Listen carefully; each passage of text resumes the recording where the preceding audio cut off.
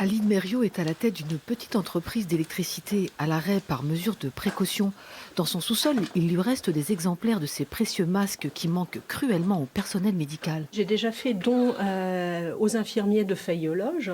Et puis là, ceux-là, je les avais gardés quand même par sécurité pour nous, pour notre personnel, parce que le secteur du bâtiment, on doit reprendre le travail.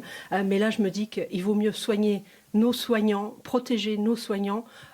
Nous, le BTP, on attendra et on ne reprendra pas le travail lundi, ça c'est clair.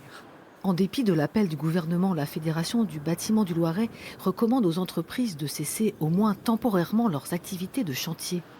Message soutenu par le député Richard Ramos en tournée de distribution de masques récupérés auprès d'une grande entreprise de cosmétiques. Mais il y a un danger pour nos voilà, salariés. puisqu'ils montent dans les camions, donc il faut comme ils manquent bien promiscuité, donc on est d'accord. Il faut qu'on puisse permettre de fermer les entreprises du bâtiment, parce que demain, les chefs d'entreprise, ils vont se retrouver devant la barre du tribunal, au pénal, parce qu'il y aura des salariés qui leur diront vous m'avez fait courir un risque. Et donc, il ne faut pas faire de courir un risque. On est d'abord dans une crise sanitaire, tous on répond d'abord à cette crise sanitaire-là. On verra pour l'économie qu'après. On a un mois pour répondre à ça. Donc on met en protection les salariés et même les salariés du bâtiment. Dans la perspective de l'arrêt des chantiers, la Fédération du bâtiment du Loiret lance un appel au don de masques. Aline en a déjà livré 70. Ils seront acheminés directement vers les centres de soins.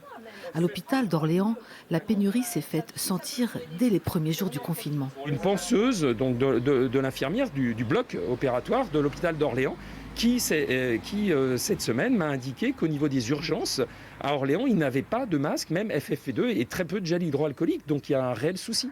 La collecte lancée par la Fédération du bâtiment 45 pourrait permettre de récupérer 50 000 masques de protection.